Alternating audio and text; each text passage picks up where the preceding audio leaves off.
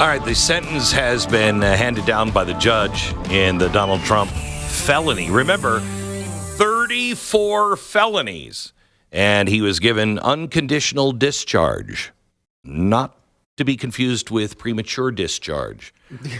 This means the judge, this is usually given for somebody who, has broken a minor law. And that's when they're like, okay, yes, you did cross the street and jaywalk, but there's no punishment here. Just don't jaywalk again. Okay. So it's usually used for very light sentences, as I read it, Stu. Is that right? Yeah, that's what I've been, reading as well. Typically given for minor offenses where the judge deems formal punishment unnecessary. However, the conviction is still recorded, and it may appear on your criminal record, depending on jurisdiction. So they, so in other words, record. They can still say he's a convicted felon. They can still say all those things. Correct. But that's about it. But he doesn't need to serve any time because he's president of the United States, and we failed on our real goal, which was keep him out of the office of the presidency. We don't want to get into any more trouble, so we're just going to say, okay, well, he's a felon, but it doesn't really matter that much. It's unbelievable. Maybe this judge has tried new Grudgeatol. Grudgeatol works fast. Within 24 hours, you'll feel like a whole new person, capable of eye rolls, sassy comebacks, and even declining invitations you don't want to attend. Grudgeatol, not for everyone. Side effects may include excessive passive aggressiveness, overuse of the phrase, not my problem, and a sudden urge to start every sentence with, well, let me stop you right there. Some patients reported being too good at holding grudges and refusing to forgive minor transgressions like spilling salsa on the carpet. Ask your therapist if Grudgeatol is right for you. Remember, it's your boundaries. It's your rules. Grudgeatol. Maybe he had some of that. Maybe he did. Maybe he did. Yeah. It seems like what he's been taking. He's been, throwing those things back like crazy. He did go through a long dissertation on the extraordinary powers granted to the president of the United States when it comes to immunity. And so he was basically saying, I would have loved to have punished him with more, but there's not much more I can do.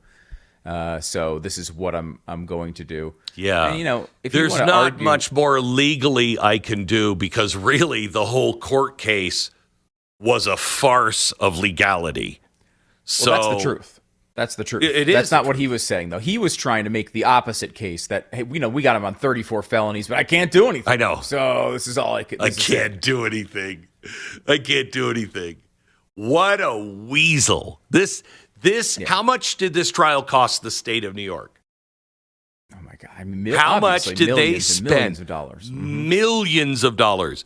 How much time did the state of New York, the officials, spend, instead of tracking down killers and everything else, on running this case against Donald Trump, which was a complete farce from the beginning?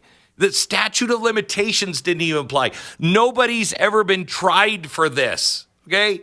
The 34 felonies are just because they kept counting the same felony over and over again. Yeah, well, he did that on Tuesday, too. Well, he did it on Wednesday and Thursday. Even worse than that, Glenn, it was each count of this, each payment, right? You have the payment that went to Michael Cohen was, essentially what they were saying was a crime, which, again, is idiotic. But and it was a monthly payment. Right, a monthly payment. So really what we're talking about is one payment, right? Well, there's one instance of this if you really want to go to it. But then they decided to expand it to 12 monthly payments, and then on top of that, they said not the payment, the invoice was a separate crime for each payment. And then I think the recording of it in the ledger was a third crime for each of these. So it came to 34 because of a couple of details on a couple of the months. But the bottom line is that's how they came up with 34 felonies. They just wanted that number to be high. And they wanted that number to be high enough so that you in Pennsylvania or you in Nevada would not vote for Donald Trump. This, of course, backfired enormously, and you're left with unconditional discharge. Which is so funny. It's the perfect ending for this. Perfect ending. It Except is. it shouldn't be the ending. Donald Trump should pursue this and have his record wiped. So he should pursue this so he doesn't have 34 felonies. I mean, I'm not going to sit there with that on my record. I want to expose the bums for what they did. So I think he should pursue this and maybe then give the judge some of that discharge and see how that works out for him.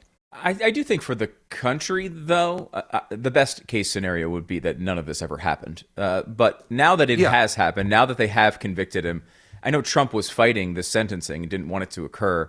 I am, now that we all know that it was absolutely nothing, I am glad that it's over. Like, it would be hanging over. Yeah, they I am would too. still be bringing it up, and they would say, as soon as he gets out of office, they're going to sentence him. And then, who knows, maybe they would sentence him to something more serious. Yeah.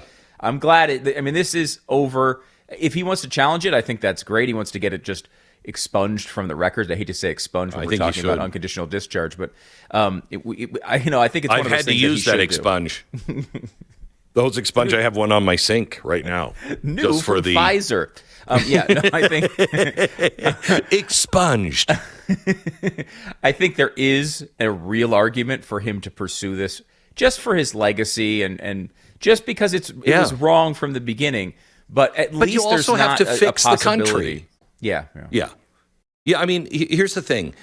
I was having dinner last night with some friends, and we were talking about the Epstein case, the January 6th case. Don't mention discharge here. Don't. Oh, I'm not. I promise I won't go there. But I just want to highlight that I was having dinner with some friends. We were talking about the Epstein case. It's such a Glenn Beck thing to say.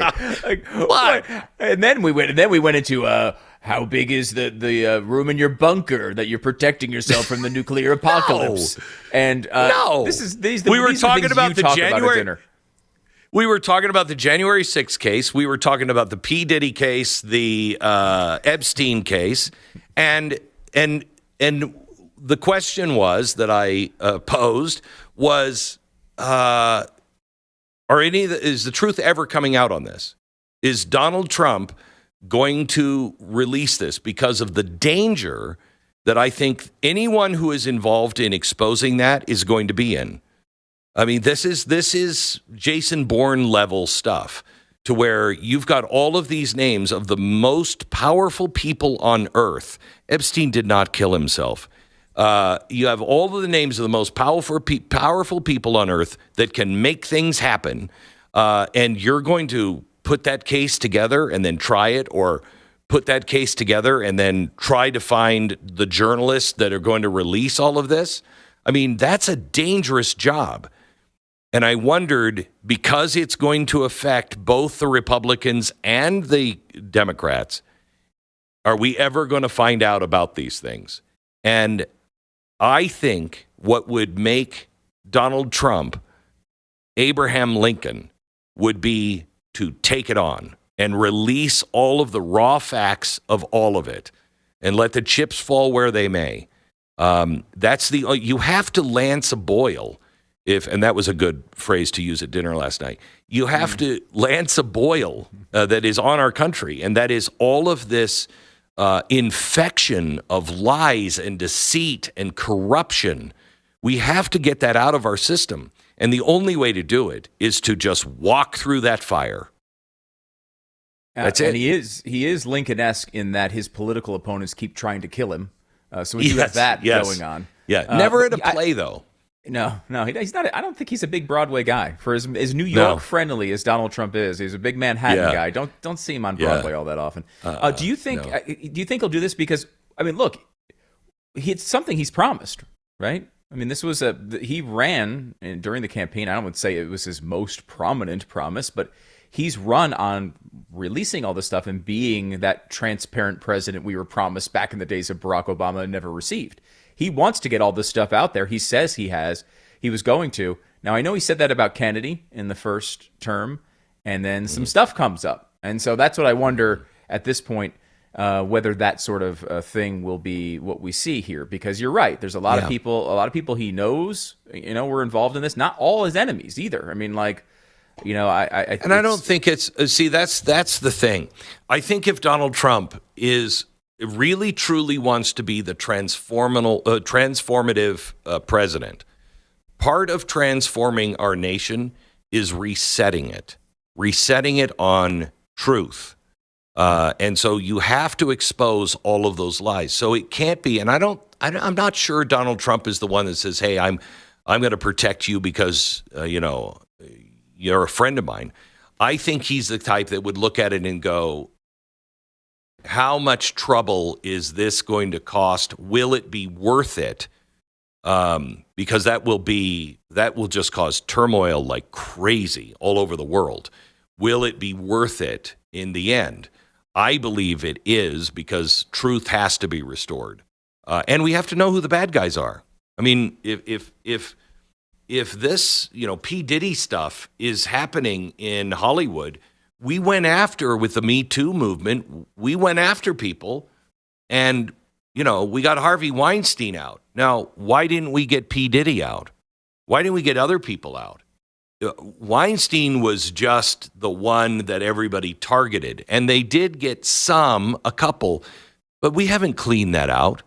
Why were we willing to take on that? Why were people brave enough to step up and say, this is what's going on with Weinstein? Because we were all disgusted by it. But why won't they continue to do that? And I think it's because there are too many very, very powerful people. Weinstein, in the end, they made it seem like he was really the only one. And then there were a couple of others, but it wasn't widespread. But I think this stuff is widespread. Yeah, I mean, and to be fair to our justice system a little bit, which takes a decent amount of beating, deservedly so. Jeffrey Epstein died in prison, despite how you think he died or not. He died in prison. P. Diddy is in prison, right? So some of this stuff is happening, and we should be able to get some of these answers. We have received a lot of the answers on Epstein. I mean, this was covered widely in the media. I mean, as much as we bash the media, they did actually uncover this after the justice system failed us the first time he went, quote unquote, to prison, where he would just basically hang out in a building that he was paying for. That all went down, and we did eventually find out. I just think it takes a long time, number one. And number two, it never really feels like we get the full story. Like, I think we do know a lot about what Jeffrey Epstein did. We know a lot of his crimes. We do. Right? We have a lot of the accusations against P. Diddy, but we don't know all the people who were involved in the periphery. And that's what I think people want. Yeah, they want to know, look, if this were happening to the average person, if this was just a ring of people that weren't famous or powerful, every single one of those names would be known, their pictures would be known, and they'd all be in jail. And that's what I think America needs and must have on all of these cases. We've got to fumigate and start from scratch. You've got to, if you want to reset it, you cannot let the infection be anywhere in the body politic.